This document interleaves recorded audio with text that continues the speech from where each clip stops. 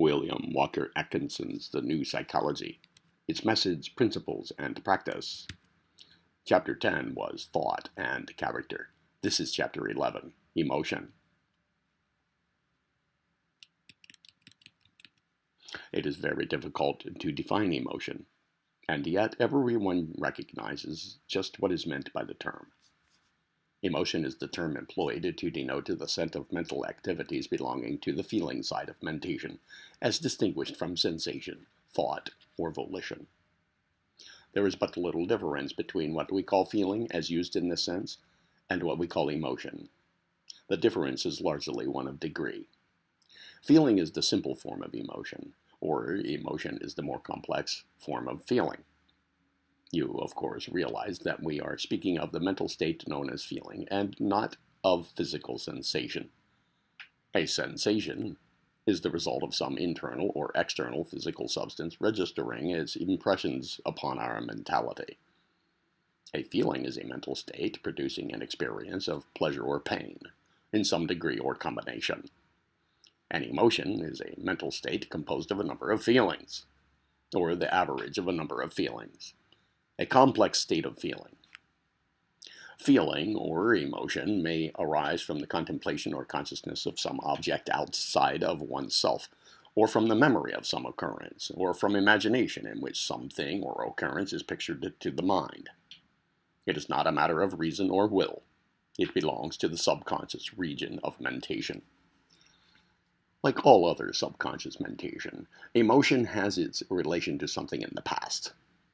Something that has been put into the subconscious region of the mind. These past impressions may have been recorded in the subconscious mentality during the life of the individual, in which case its recurrence or emergence into the field of consciousness is caused by an involuntary call upon the memory. Or the past impression may be one of those remarkable race memories coming to us down the passage of time according to the law of heredity, and recalled involuntarily.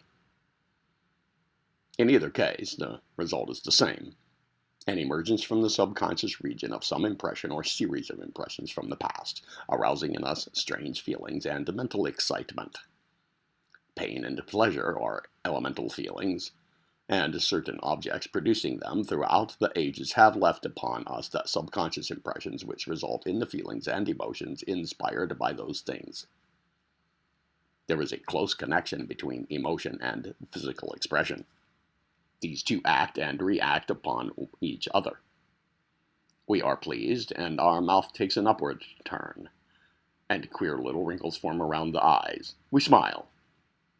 We are sad, and our mouth droops downward, and our entire countenance, and our general attitude as well, denote the quality of the emotion.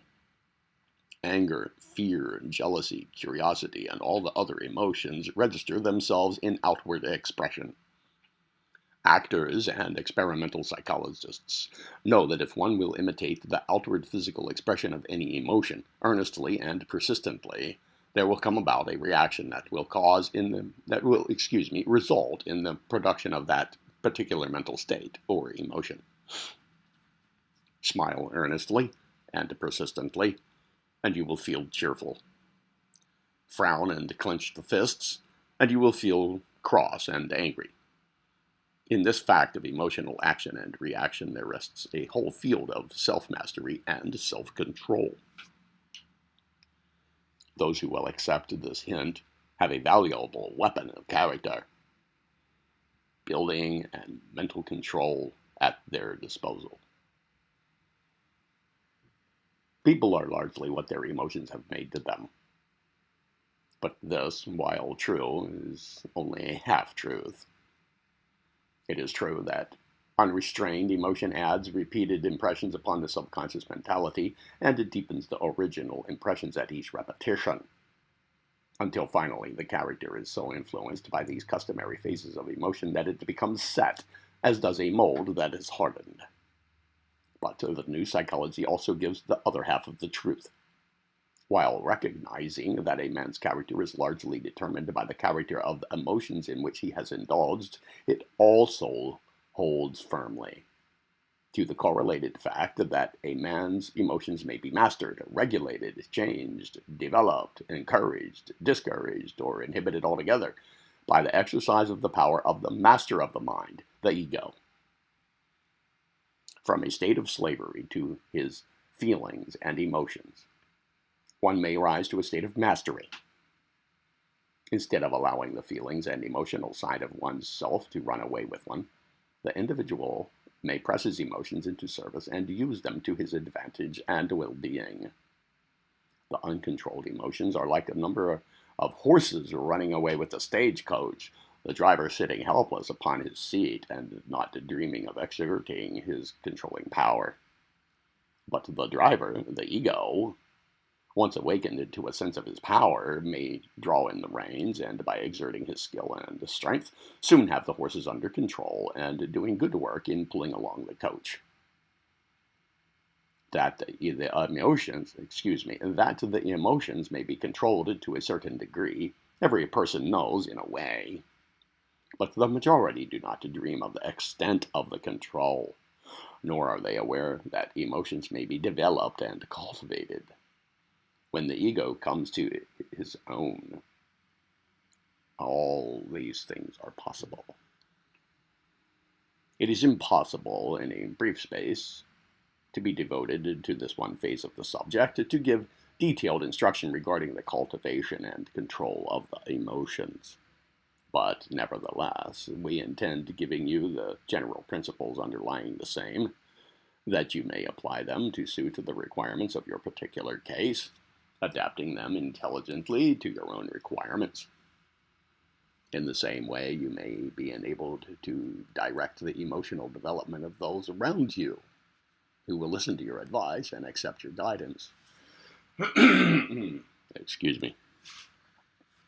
Number one, in the first place, remember that emotions are subject to the rule of habit.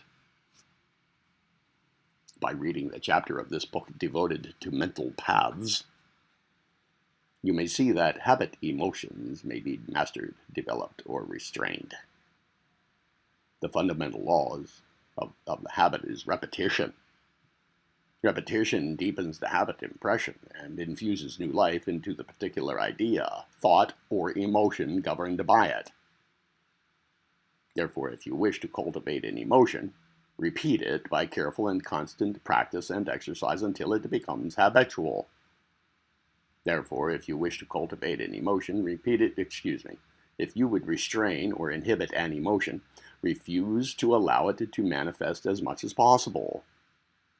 Confine it to as little outward expression as possible when it does manifest. Prevent the corresponding physical expression as much as possible. And above all, cultivate the emotion exactly opposite to the one you wish to restrain.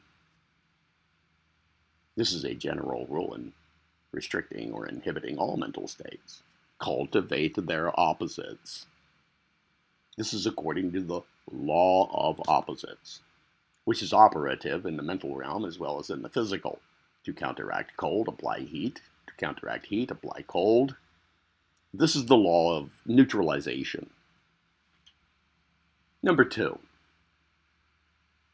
observe the law of physical expression. That is, remember that if you indulge the physical expression of an emotion, you tend to produce the emotion itself. And contrarily, if you restrain the physical expression of an emotion, you tend to inhibit the emotion itself. Excuse me. This is a valuable rule of the new psychology. The truth has perhaps never been so well and authoritatively stated as by Professor William James when he said, "Refuse to express a passion and it dies. Count to 10 before venting your anger, and its occasion seems ridiculous. Whistling to keep up courage is no mere figure of speech. On the other hand, sit all day in a moping posture, sigh, and reply to everything with a dismal voice, and your melancholy lingers. If we wish to conquer undesirable emotional tendencies in ourselves, we must assiduously, and in the first instance cold-bloodedly, go through the outward movements of those contrary dispositions which we prefer to cultivate. Smooth the brow, brighten the eye, contract the dorsal rather than the ventral aspect of the frame, and speak in a major key, pass the genial compliment, and your heart must be frigid, indeed, if it does not gradually thaw. Number 3. Use the imagination in the direction of reproducing the emotions we desire to cultivate, or else the opposites of those we wish to restrain. Impressions by the imagination are similar to those made as the result of outside stimulus. Go over the desirable emotion in your imagination often, forming a mental picture of outward circumstances calculated to arouse the desired feeling, or the feeling opposed to the undesired one. In your leisure hours, practice this method, making your picture as vivid as possible, and filling in as many details as you can. With each repetition, you will strengthen the impression upon the records of your subconscious mentality, and tend to establish the habit of emotion that you desire. Put attention and interest into the work, of course, and you will soon grow to enjoy these daydream pictures. These daydream exercises, rather. To those who do not understand the creative effect of the imagination, all this may appear silly and a waste of time. But when one realizes that the imagination is not mere fancy, but an active, potent faculty of the mind in its creative work, it will be seen that this exercise of the imagination is in the direction of building emotional paths over which the mind will soon grow accustomed to tread.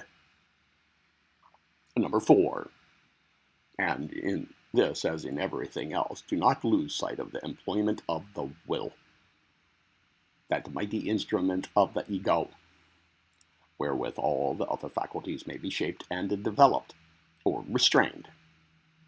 We do not mean that it is necessary to make violent use of the will in this work, for that is neither necessary nor advisable. But hold the will firmly to the task when occasion presents itself, particularly when the work to be done is in the nature of restraining an emotion. Use the will to say no to it. The use of the will in the direction of self-mastery and self-restraint is one of its noblest uses. To the ego, the will is the most valuable instrument of government, and when rightly used, it has an almost miraculous power, particularly in the direction of restraint. It is the reins by which the ego holds in its fiery steeds, and guides them aright and safely. If you will but heed these 4 rules, and employ them intelligently and faithfully, you will have taken a mighty step in self-mastery. This is another lesson of the new psychology. Chapter 12 will be imagination.